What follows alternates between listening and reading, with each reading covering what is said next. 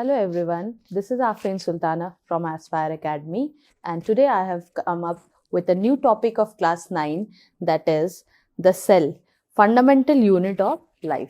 So this is my first lecture on this topic. The fundamental unit of life, we'll study about that. Okay. I hope you all can see the various type of organisms, living organisms, and you must be aware of this, that these are very common. As you can see, frog is there, whale is there, tiger is there. So all these varieties of organisms are there. First of all, we all know that biology is the study of living organism. What is biology? Study of living organism. Biology में हम living जानदार जिनमें जीव है उन सब चीज़ों की बात करते हैं. सो फर्स्टली अभी हम लोग देख रहे हैं कि वैरायटीज ऑफ ऑर्गेनिज्म हैं. So finally what happen, living organism जो हमारे अर्थ पे है, चाहे वो एक स्मॉल अमीबा से स्टार्ट कर सकते हैं हम लोग, और एंड होता है व्हेल जो कि biggest mammal on this earth. Okay, तो चाहे वो सबसे छोटे यूनिसेल्युलर ले लो या मल्टी सेल्युलर व्हेल ले लो, ठीक है. तो वैरायटीज ऑफ ऑर्गेनिजम्स है हमारे अर्थ में. इनमें एक सिंपल सा कॉमन चीज़ है, दैट इज सेल. और उसी सेल के बारे में आज हम डिटेल में जानेंगे आखिर ये सेल क्या है और कैसे हम सब ह्यूमन बीइंग्स हो, चाहे एनिमल्स हो, बर्ड्स हो, फ्लावर हो, प्लांट्स हो, सबके बॉडी कैसे इस सेल से बने हैं, ये सेल क्या करता है. So will go through it detail में कि आखिर ये है क्या, इनका खोज किसने किया. So all this. So let's move to the next slide. Here, can you see? आप देख सकते हो रॉबर्ट हुक.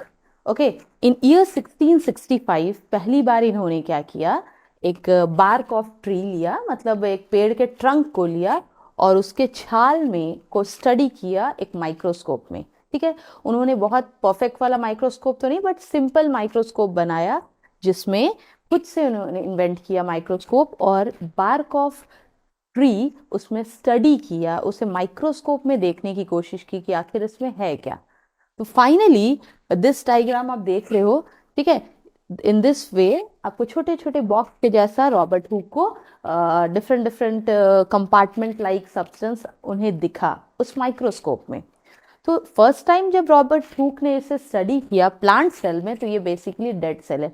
जैसे कि आपको पता है प्लांट के आउटर मोस्ट सेल वॉल होते हैं जो कि डेड होता है मोस्टली.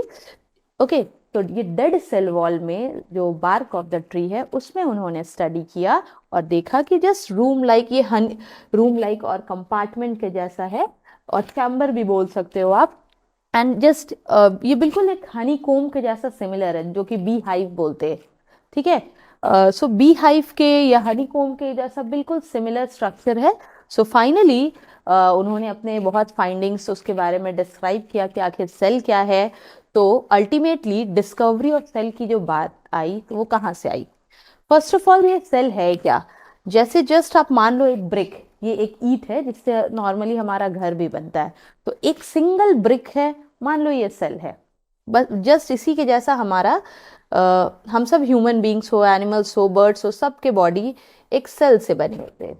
ओके, तो यूनिसेल्युलर जो ऑर्गेनिजम्स होता है उनका बॉडी तो एक सेल से बना होता है, बट जो मल्टी सेल्युलर जिन्हें आप इजीली देख सकते हो, प्लांट्स हो गया, ट्रीज है, हर्ब्स है, ह्यूमंस है, डॉग है, कैट है, लॉयन है, तो हम सब के बॉडी सेल से बने होते हैं, बट एक सेल से नहीं, मिलियंस ऑफ सेल्स. सो ऐसे ऑर्गेनिजम्स को मल्टी सेल्युलर बोलते हैं. Okay, let's see about the discovery of cell. आखिर खोज किसने किया. Just now we have seen, अभी जस्ट हमने देखा रॉबर्ट हुक, जिन्होंने 1665 में पहली बार बार्क ऑफ ट्री में स्टडी किया, बार्क ऑफ ट्री को स्टडी किया और फाइनली सेल का डिस्कवर किया. So finally Robert Hooke is the person जिनको पूरा क्रेडिट जाता है. 1665 में इन्होंने सेल का डिस्कवरी किया, खोज किया, and he observe the piece of cork. Cork mean same वही बार्क ऑफ ट्री, पेड़ के जो छाल थे. और फिर फाइनली उन्होंने जब स्टडी पूरा कर लिया तो सोचा कि चलो ये जो रूम्स है, ये कंपार्टमेंट के जैसा, जस्ट इस तरह का कंपार्टमेंट के जैसा जो स्ट्रक्चर उन्होंने देखा था, उसे उन्होंने सोचा कि चलो एक नाम दे देते हैं. ठीक है, तो ही कॉल्ड इट सेल. उसी रूम्स को उन्होंने सेल नाम दिया. क्यों नाम दिया? क्योंकि लैटिन वर्ड में सेला का मतलब होता है कंपार्टमेंट. ठीक है, लैटिन लैंग्वेज एक है, तो उसमें क्या है, सेला का मतलब होता है कंपार्टमेंट। कंपार्टमेंट बिल्कुल जस्ट रूम के जैसा। तो फाइनली उन्होंने देखा भी था कि माइक्रोस्कोप में ये बिल्कुल रूम के जैसा दिख रहा है, तो सोचा कि यस, अब इसको हम सेल नाम दे सकते हैं। So finally Robert Hooke, he was the person who coined the term cell. उन्होंने ही नाम दिया है इस स्ट्रक्चर को, कंपार्टमेंट को, सेल। और उसके बाद आज तक इन द लिविंग वर्ल्ड हम लोग ये सेल के नाम से इसे जानते हैं। So all, what is cell, ये है क्या?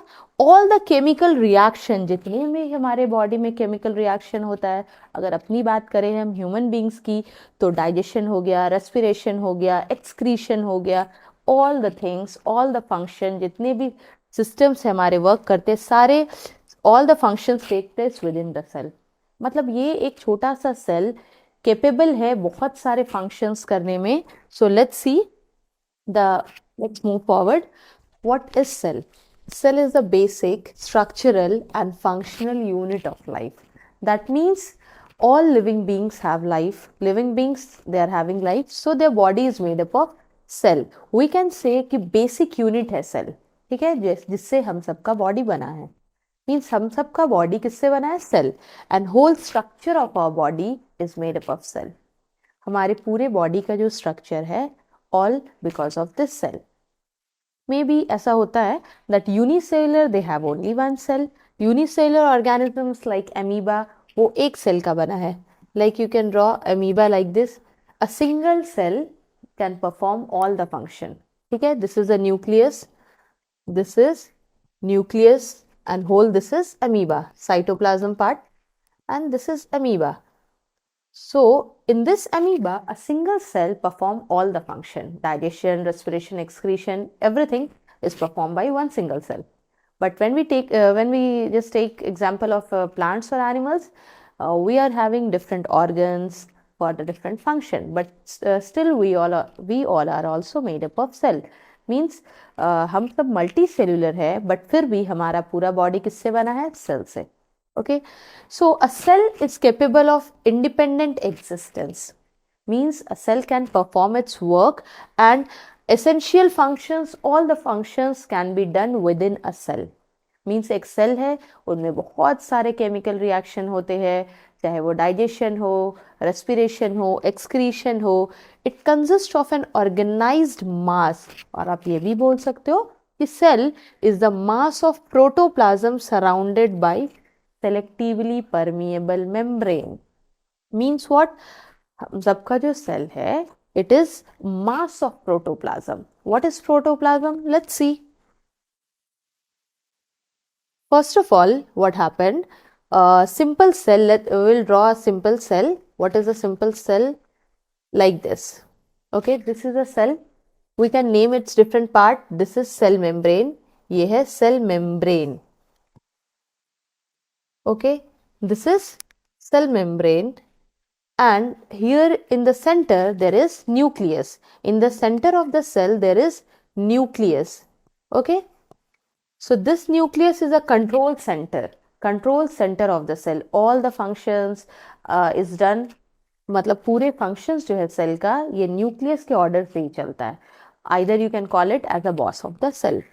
So ये dotted part which I am making, ये है जेली लाइक सब्सटेंस जो कि सेल में होता है, जिसको बोलते हैं साइटोप्लाज्म, विच इज साइटोप्लाज्म. तो एक सेल का बेसिक, जो कि सेल है, बेसिक स्ट्रक्चर है, यूनिट ऑफ लाइफ है. इट कंपोज, क्या क्या चीज होता है इसमें? Cell membrane, the most important, nucleus, cytoplasm. These three are the basic component of the cell. ये सेल का बेसिक कॉम्पोनेंट है, मतलब बिना इन तीन चीजों के cell cannot function. Okay, so whole, तो हम ये बोल सकते कि पूरे के पूरे बायोलॉजी जो हम पढ़ते हैं, it revolves all around the cell. ये पूरे सेल पे ही डिपेंडेंट है. मीन्स बायोलॉजी में हम लोग जो भी पढ़ते, डिफरेंट फंक्शंस एंड ऑल, ये सब एक सेल के अंदर चलता है वर्क, और फंक्शंस जो कि सेल में होता है. So an organism starts its life as a single cell. That means एक सिंगल सेल से लाइफ स्टार्ट होता है. You can take example of human beings also. We have grown so old just from a single cell to the multicellular organisms we have been transformed. Means एक cell से हमारे body में बहुत सारे tissue बने, organs बने, and finally we are the human being. So all the organisms starts its life from a single cell. So every cell has its own lifespan, means हर cell का अपना अपना लाइफ स्पैन होता है. Like RBC, red blood cells, after 120 days उनका life time over हो जाता है. Then it is replaced by the new cells. Continuously new cells are being formed by the cell division. So these things goes on, but a single cells can perform all the function. Okay, the old and the worn out tissues are continuously replaced by the new cells. Old tissue definitely they will be destroyed, damaged. तो उन्हें हटाने के लिए क्या होता है, the old one get aside, वो हट जाते हैं, और new cells replace, मतलब उनका जगह ले लेते हैं. But how? Because of the cell division. और वो सेल डिविजन कैसे होता है, we'll study in the next topic. वो एक अलग ही चैप्टर है सेल डिविजन. बट यहाँ पे हम लोग को बस इतना देखना है कि what is cell, how it has been continuously regenerating, कैसे एक सेल से दूसरा सेल बनता है. Okay, let's move to the next one. So what about the cell? What more we can study about the cell? That cells are the basic structural functional unit of life. After that क्या है कि a number of cell can work together to perform tissue and organ. Means बहुत सारे एक जैसे cell जब जुड़ते हैं तो क्या बनाते हैं, टिश्यू. और बहुत सारे सिमिलर टिश्यू, उनका काम भी सिमिलर है, तो दे forms organ. So finally you can see this simple brick. ये एक ब्रिक है, एक ईटा है, जो कि आप मान सकते हो कि ये सेल है. Okay, and this here you can सी, यहाँ पे आप देख सकते हो बहुत सारे एक सेल के ऊपर दूसरा सेल है. दैट मीन्स एक ब्रिक के ऊपर दूसरा ब्रिक्स है. इस तरह से ब्रिक्स अरेंज है वन ओवर द अनदर. एक के ऊपर एक बहुत सारे सेल्स अरेंज्ड है. So then it will form tissue. क्या बनाएगा, tissue. So what is cell? It's a basic, like you can assume ऐसे ये सिंगल सेल है, और बहुत सारे सिंगल सेल जब एक साथ जुड़ेंगे तो ये क्या बनाएंगे, tissue. But the definition you can see what is tissue. Tissue is a group of similar cell performing similar function. एक जैसे सेल है और उनका काम भी एक जैसा है, देन आप बोल सकते हो कि वो टिश्यू है. Let's move to the next and see finally what happened. Cell क्या बनाता है, टिश्यू बनाता है. एक जैसा सेल मिलके टिश्यू बनाता है. And tissues forms organs. एक जैसे सिमिलर टिश्यू, इनका काम भी एक है. Then finally it forms organ. And you know in our human body का एग्जाम्पल ले लो. There are different organs in our body. Eyes है, लंग्स है, लिवर है, किडनी है. These are the different organs. And after the combination, ये पूरे organs जब हमारे बॉडी में एक तरह से अरेंज्ड होते हैं, finally the organ system, like जैसे आप जानते हो digestive system, mouth, food pipe, okay, stomach, small intestine, large intestine. So all this together forms digestive system. मतलब different organs combined together, but उनका काम एक है. बहुत सारे ऑर्गन्स, उनके काम अगर एक है, एक ही रोल वो प्ले कर रहे हैं, they together forms organ system. Okay, so finally हमारे बॉडी में तो बहुत सारे सिस्टम्स है. Digestive system, circulatory system, nervous system, skeletal system, excretory system, circulatory system. So all this systems together functions जब करते हैं, और then finally we the organisms, मतलब हम सब ऑर्गेनिजम्स बन के रेडी है. दैट मीन्स हम सब human body, as you take example human body का लो, या प्लांट्स का लो, एनिमल्स का लो, anything you can take, but here we'll study about human को लेके study करते हैं. ठीक है. So finally what happened कि हम सबका body cell से start हुआ था, tissue बना, tissue similar tissue forms organ, and then finally organ system and organism. We are organisms, and like different organisms, finally the organisms have been evolved from a single cell. Okay, we can also take the like this, a cell. This is a cell, a group of a similar cell functioning together, they form tissue. And similar, the tissue is a group of the cell. Okay, they forms organs, like you can see liver, and finally different organs are arranged, and we the human beings are ready. Okay, let's see the next. What about the history of the cell? From where it has came, we have already gone through this, that cell were first discovered for the first time in 1665. First time the cell was discovered in 1665 by Robert Hooke. He was a scientist, just we have seen in the previous slide only. Okay, then after that Robert Hooke के बाद कौन आए? Leeuwenhoek. Okay, Robert Hooke के बाद आए Leeuwenhoek.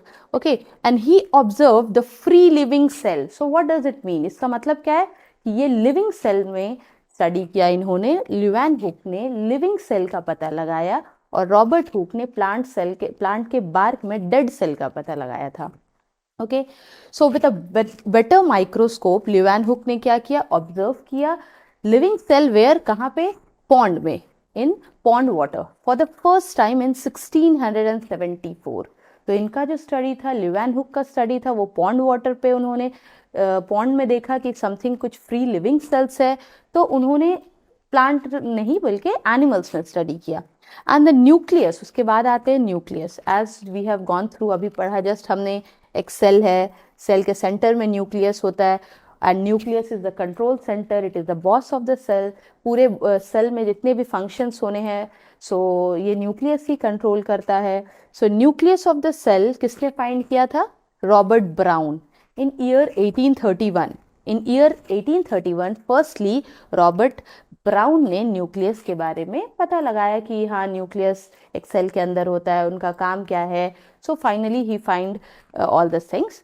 उसके बाद एक साइंटिस्ट आया जिनका नाम है परकिंसे. ओके, उन्होंने क्या किया? प्रोटोप्लाज्म टर्म दिया. ओके, बट किसे? द फ्लूइड कंटेंट, मतलब एक सेल का जो लिक्विड पार्ट है उन्होंने क्या नाम दिया कि ये प्रोटोप्लाज्म है. बट किस बेसिस पे? Let's see, let's take an example of the cell and देखते हैं कि just like this is the cell. Okay, so there is a nucleus in the center. Okay, so this is cell membrane, this is nucleus, this is cell membrane. Okay, this is nucleus. So finally ये protoplasm है क्या? ये nucleus और ये cytoplasm का combination है. So what is this protoplasm? It is the fluid content of the cell को उन्होंने नाम दिया. ये फ्लूइड क्या है? Like this cytoplasm. Okay, this is cytoplasm. So this cytoplasm and nucleus together it is known as protoplasm, और you can write in this way, cytoplasm plus nucleus. Okay, together it is called protoplasm. क्या है ये? Protoplasm. Okay, बहुत लोगों को confusion होता है आखिर ये प्रोटोप्लाज्म है क्या. मेनी ऑफ द पीपल क्या करते हैं? सेल मेम्ब्रेन या उसी को ही प्रोटोप्लाज्म समझते, but no, it is the combination of cytoplasm and nucleus. तो why it is written fluid content? ये फ्लूइड क्यों लिखा है? Because cytoplasm is jelly like, it's the fluid part, and nucleus, इस न्यूक्लियस के अंदर भी न्यूक्लियोप्लाज्म होता है. Okay, many more structure in detail will study. जब हम न्यूक्लियस के बारे में पढ़ेंगे तो उसका डिटेल स्ट्रक्चर भी पढ़ेंगे, बट हियर जस्ट अभी वी आर जस्ट उसका आउटलाइन देख रहे हैं. तो फ्लूइड पार्ट इसमें होता है न्यूक्लियोप्लाज्म. सो दोनों लिक्विड है, साइटोप्लाज्म, इस न्यूक्लियस के अंदर nucleoplasm. So finally we can call it protoplasm. तो इसके बारे में किन्होंने फाइंड किया था, किसने नाम दिया? So he was the scientist Purkinje. Okay, let's move to the next one. Yes, so now here the two most, the biggest person who has done a great contribution in the study of the cell, that is Matthias Sladen. Matthias Sladen and Theodor Swan, they give cell theory. So what is cell theory? Just will come at the end of this one. So in 1838, in year 1838, what happened? This Matthias Sladen, जो कि एक German botanist थे, जो कि एक German botanist, that means उनका findings जो है ज़्यादा से ज़्यादा प्लांट्स पे था. उन्होंने प्लांट्स को बहुत डीपली स्टडी किया एंड फाइनली ही डिस्कवर्ड, उन्होंने क्या बोला? That all plants were made up of cell. तो उनका एक फाइनल पूरे ऑब्जर्वेशन के बाद उन्होंने क्या बताया कि जितने भी प्लांट्स है वो किससे बनते हैं? सेल से बनते हैं. तो he was Matthias Schleiden in year 1838. Next what happened? In 1839 दूसरे साइंटिस्ट आए जिनका नाम था थियोडर स्वैन. ठीक है, थियोडर स्वैन एक साथ उन्होंने काम नहीं किया. Just after Mathias Schleiden, Theodor Schwann आए, वो एक जोलॉजिस्ट थे, ही वॉज अ जोलॉजिस्ट, मतलब उनका स्टडी एनिमल्स पे था, ठीक है। तो अब एनिमल्स के साइंटिस्ट है, ये एनिमल्स पे रिसर्च करे, तो उन्होंने क्या किया, उन्होंने बताया कि that animals are made up of cell. Okay, तो उन्होंने क्या बताया कि एनिमल्स जितने होते वो सेल के बने होते। पहले तो मैथिस स्लेडन ने बता ही दिया कि plants are made up of cell, उसके बाद जो थियोडर स्वैन आए वो भी बताए कि no, animals are made up of cell. So finally दोनों को ज्वाइन करके जो हम लोग पढ़ते हैं, दैट इज सेल थ्योरी।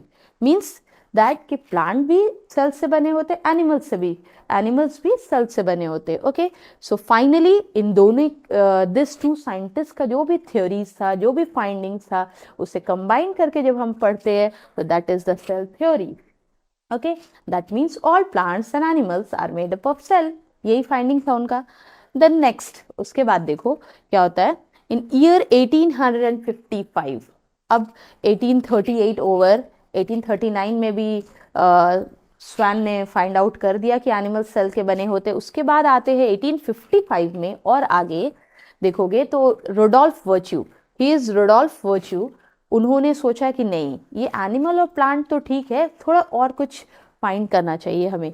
तो उन्होंने सेल थ्योरी को थोड़ा और डिटेल में स्टडी किया, उसमें और कुछ ऐड करने की कोशिश की।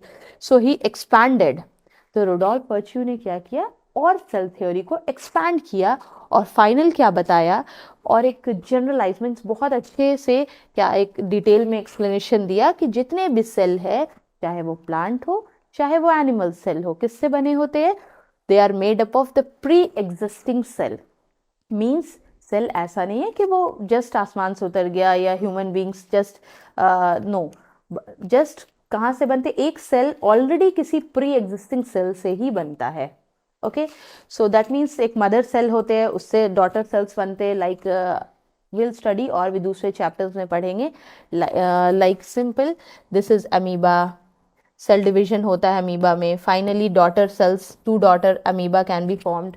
Okay, so in this way we can say कि जो सेल होता है वो from the pre existing cell, कहीं ना कोई सेल होगा, उसी से आगे कंटिन्यूएशन ऑफ न्यू सेल्स होंगे। ओके, फाइनली इन 3 साइंटिस्ट ने they gave the cell theory together, means इन तीनों साइंटिस्ट के जो भी फाइंडिंग्स थे उनको टुगेदर हम सेल थ्योरी बोल सकते हैं। That this Mathis Sladen, Theodor Swan, Rudolf Virchow, they have given, मतलब इन तीनों का बहुत बड़ा कंट्रीब्यूशन रहा है सेल थ्योरी फाइंडिंग्स करने में। Okay, let's see, let's take an example. Normally we are seeing onion, देखे हो सब अनियन को जब जस्ट यू कट इट, अब तब आप देखते हो एक पतला सा लेयर होता है, okay, just transparent layer. Okay, so that is cell membrane, that is cell, you can call it cell. Okay, फिर इसे आप बहुत डिटेल अगर माइक्रोस्कोप में देखोगे, इस अनियन के एक सिंगल सेल को माइक्रोस्कोप में व्हेन यू विल सी, तो आपको बिल्कुल इस जैसा बॉक्स के जैसा, कैन यू सी, ये बॉक्स के जैसा दिख रहा है, और ये just at the border you can see this dark green colour, this is cell wall. Since onion belongs to plants kingdom, वो प्लांट के ग्रुप का है, तो उसमें ज़रूरी है कि वो सेल वॉल होगा, और अगर एनिमल्स के पार्ट होते, वो एनिमल सेल का होता पार्ट, तब उसमें सेल वॉल नहीं होता। सो फाइनली कुछ scientist they all have studied about the onion cell and they saw कि something like this, you can see at the border, ये सेल वॉल है, ठीक है। और इस सेल वॉल के अंदर क्या है, इस सेल वॉल के अंदर यू कैन सी न्यूक्लियस है, this dotted part is cytoplasm है।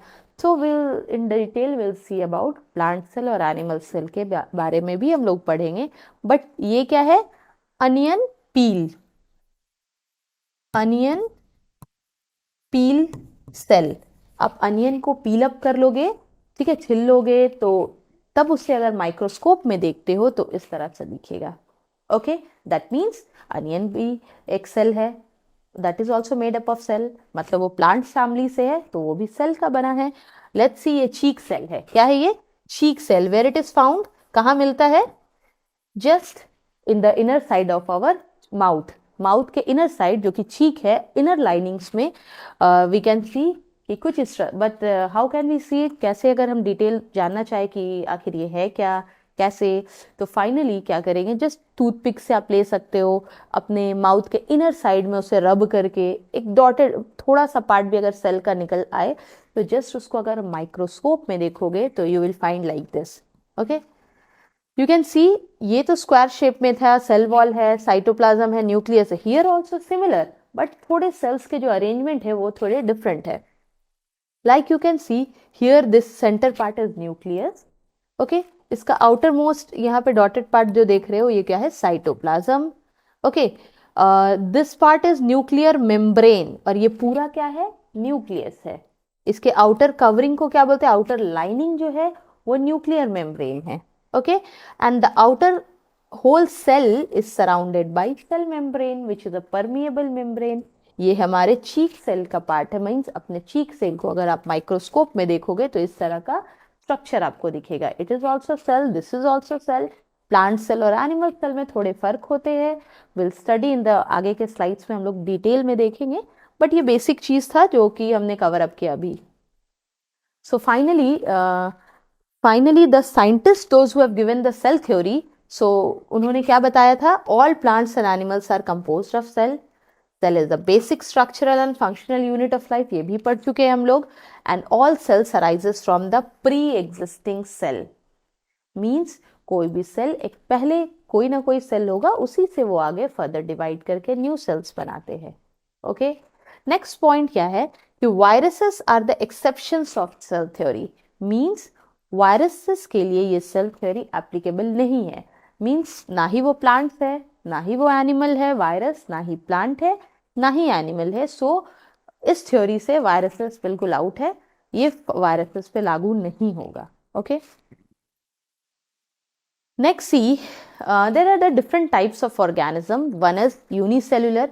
ठीक है, ऑर्गेनिज्म जितने भी लिविंग ऑर्गेनिजम्स होते हैं आप उसको टू बेसिस पे क्लासिफाई कर सकते हो. First is unicellular and the another one is multicellular. Okay, तो यूनी जैसे नाम से ही पता चल रहा है, यूनी का मतलब होता है वन.